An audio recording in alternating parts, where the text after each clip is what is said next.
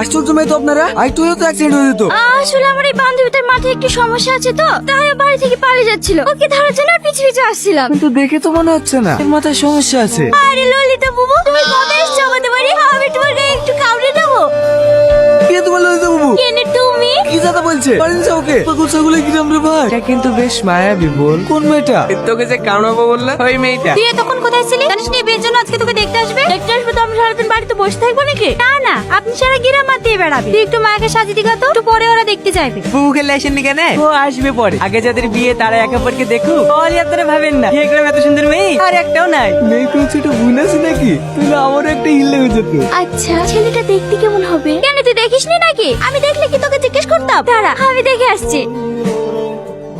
কি রে, কি হইছে? তুই যাদের সামনে পাগলের অভিনয় করলি নি, ওরাই তোকে দেখতে এসছে।